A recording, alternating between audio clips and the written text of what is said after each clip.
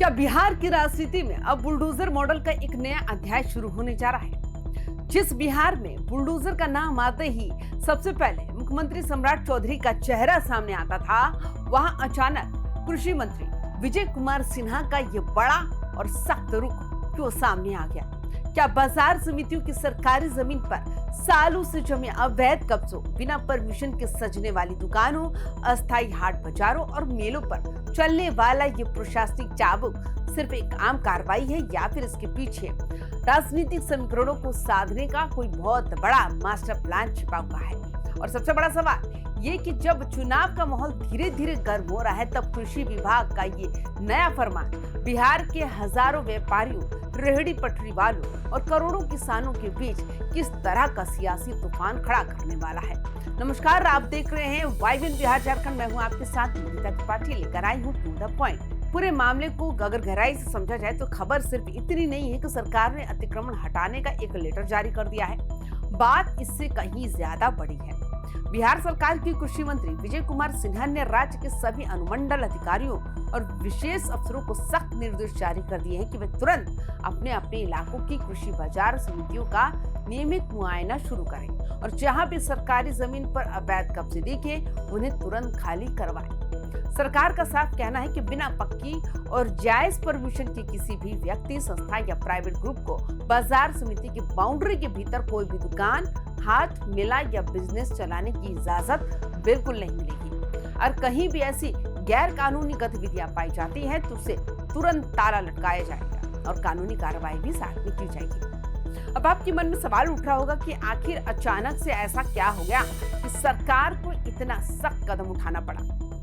दरअसल पिछले काफी समय से कृषि विभाग के पास जिला स्तर से ऐसी तमाम गुप्त शिकायतें पहुंच रही थी कि राज्य की दर्जनों बाजार समितियों में कुछ दबंगों और बिचौलियों ने कब्जा जमा रखा है। कहीं पर बिना किसी सरकारी इजाजत के हर हफ्ते प्राइवेट हाट लगाए जा रहे थे, कहीं बड़े बड़े मेले सजाकर मोटी कमाई की जा रही थी, तो कहीं सरकारी जमीनों को प्राइवेट पार्किंग और गोदामों के रूप में इस्तेमाल किया जा रहा था। जब इन शिकायतों की इनसाइड रिपोर्ट कृषि मंत्री तक पहुंची तो उन्होंने साफ कर दिया कि सरकारी संपत्ति की सुरक्षा करना सरकार का पहला काम है और किसी भी तरह की दादागिरी या अवैध कब्जा अब बर्दाश्त नहीं किया जाएगा। अधिकारियों को साफ साफ कह दिया गया कि जमीन, बिल्डिंग, गाड़ियां, बैंक बैलेंस और हर एक सरकारी एसेट का पूरा हिसाब रखा जाए और उनकी सुरक्षा सुनिश्चित की जाए। लेकिन जब टू द पॉइंट नजरिए से इस पूरे घटनाक्रम को देखा जाता है तो ये मामला सिर्फ कागजी आदेश भर नजर नहीं आता। मीडिया और राजनीतिक गलियारों में इस पूरी मुहिम को विजय सिन्हा का बुलडोजर एक्शन कहा जा रहा है। हालांकि कानूनी भाषा में इसे प्रशासनिक सफाई और इंक्रोचमेंट ड्राइव बताया जा रहा है, लेकिन जहां भी पक्के निर्माण या बरसों पुराने अवैध कब्जे हैं, वहां बिना बुलडोजर और कड़े पुलिस बल की काम होना नामुमकिन सा दिखता है। अब जरा सोचिए, इस पूरे एक्शन का सीधा असर किन लोगों पर पड़ने जा रहा है। सबसे पहले गाज तो उन छोटे बड़े व्यापारियों और दुकानदारों पर गिरेगी जिन्होंने बिना किसी वैधानिक अलॉटमेंट के बाजार समिति परिसर के भीतर अपनी दुकानें खड़ी कर ली है। उसके बाद उन लोगों की बारी आएगी जो हर हफ्ते वहां हाट बाजार सजाते थे या सरकारी जमीन का पर्सनल इस्तेमाल करते थे। सरकार का इस पर अपना तर्क है। सरकार कहना है कि ये बाजार समितियां मूल रूप से बिहार के किसानों के लिए बनाई गई थी ताकि उन्हें अपनी फसल बेचने के लिए एक सुरक्षित, पारदर्शी और आधुनिक माहौल मिल सके।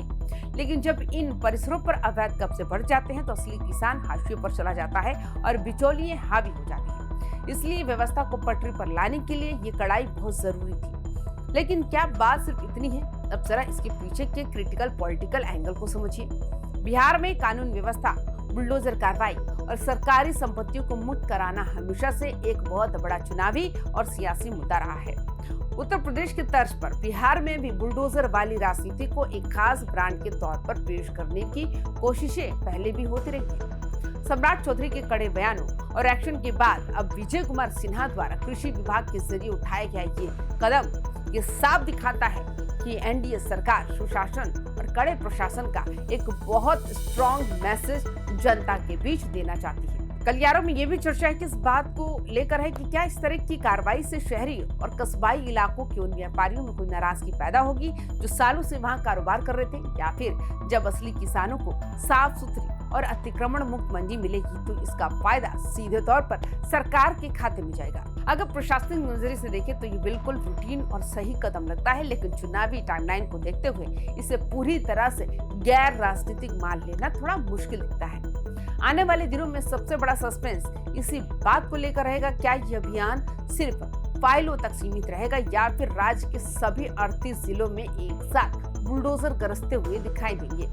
क्या जब स्थानीय प्रशासन बुलडोजर लेकर इन मसरूफ मंडियों में पहुंचेगा तो वहां विरोध प्रदर्शन, नारेबाजी और सियासी घमासान देखने को मिलेगा, या फिर व्यापारी और स्थानीय लोग शांतिपूर्ण तरीके से खुद ही अपने कब्जे हटा लेंगे। इन सारे सवालों के जवाब तो आने वाले हफ्तों में ही सामने आ पाएंगे, जब जमीन पर कार्रवाई की रफ्तार दिखेगी। फिलहाल टू द पॉइंट बात यही है कि बिहार सरकार ने कृषि बाजार समितियों को जमीनों को खाली कराने का पूरा मूड बना लिया है और अधिकारियों को खुली छूट दे दी गई है।